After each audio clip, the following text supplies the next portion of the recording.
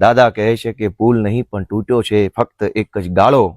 સત્તાને કોણ સમજાવે કે તૂટ્યો છે પરિવારનો આખો માળો. મોરબીથી લઈને ગંભીરા સુધી બ્રિજ તૂટે ને ઉગે છે દિવસ કાળો. નમસ્કાર મિત્રો, હું ગોપાલ ઇટાલિયા.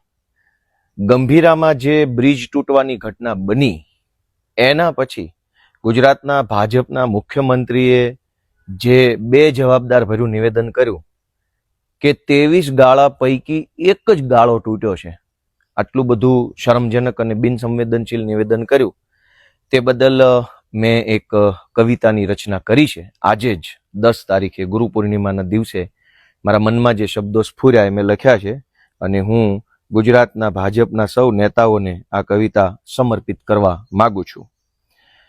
દાદા કહે છે કે પુલ નહીં, તૂટ્યો છે ફક્ત એક જ ગાળો. દાદા કહે છે કે પુલ નહીં પણ તૂટ્યો છે ફક્ત એક જ ગાળો. ભાજપની સત્તાને કોણ સમજાવે કે તૂટ્યો છે પરિવારનો આખો માળો. દાદા કહે છે કે પુલ નહીં પણ તૂટ્યો છે ફક્ત એક જ ગાળો.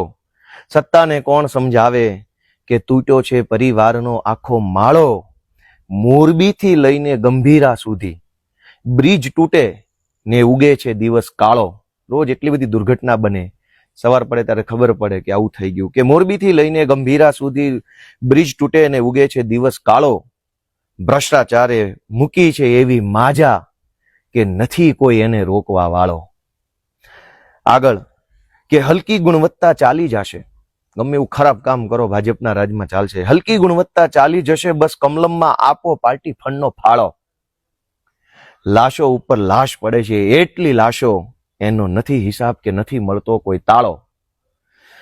દોસ્તો, બધું તૂટે, ક્યાંક પેપર ફૂટે, ક્યાંક તૂટે, કે તૂટે ફૂટે પબ્લિક હૈયું કૂટે, પણ કરે નહીં કોઈ દી કમળ કાઢવાનો ચાળો. કહે કવિ, પબ્લિકની આ સહન શક્તિને રાખે સલામત ઈશ્વર ઉપર વાળો. કે તૂટે ફૂટે પબ્લિક હૈયું કૂટે, પણ કરે નહીં કોઈ દી કમળ કાઢવાનો ચાળો. કહે કવિ, પબ્લિકની આ સહન શક્તિને રાખે સલામત ઈશ્વર ઉપર વાળો. અને છેલ્લી લાઈન છે કે ગોપાલ ઇટાલિયા બે હાથ જોડીને વિનવે છે કે હવે સૌને પાછા વાળો. ગોપાલ ઇટાલિયા બે હાથ જોડીને વિનવે છે કે હવે સૌને પાછા વાળો. બહુ થઈ ગયું, હવે પોતાનો આત્મા જગાડે ગુજરાતી મરદ મુછાળો. દાદા કહે છે કે પુલ નહીં પણ તૂટ્યો છે ફક્ત એક જ ગાળો. સત્તાને વળી કોણ સમજાવે કે તૂટ્યો છે પરિવારનો આખો માળો. દોસ્તો, હવે કમળ કાઢવાનો વારો આવી ગયો છે, હવે પોતાનો આત્મા જગાડે મરદ મુછાળો. એવી વિનંતી સાથે ગોપાલ ઇટાલિયાના જય જય ગરવી ગુજરાત. નમસ્કાર મિત્રો, હું ગોપાલ ઇટાલિયા.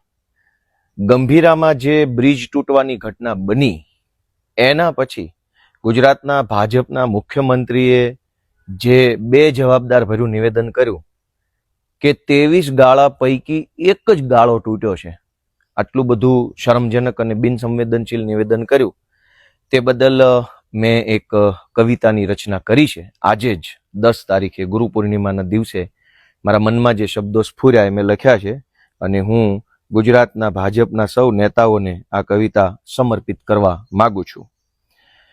દાદા કહે છે કે પુલ નહીં, તૂટ્યો છે ફક્ત એક જ ગાળો.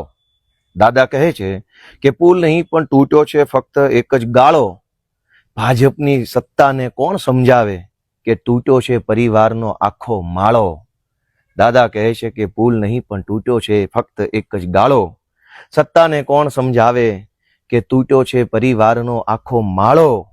મોરબીથી લઈને ગંભીરા સુધી બ્રિજ તૂટે ને ઉગે છે દિવસ કાળો. રોજ એટલી બધી દુર્ઘટના બને, સવાર પડે ત્યારે ખબર પડે કે આવું થઈ ગયું, કે મોરબીથી લઈને ગંભીરા સુધી બ્રિજ તૂટે ને ઉગે છે દિવસ કાળો. ભ્રષ્ટાચારે મૂકી છે એવી માજા કે નથી કોઈ એને રોકવા વાળો.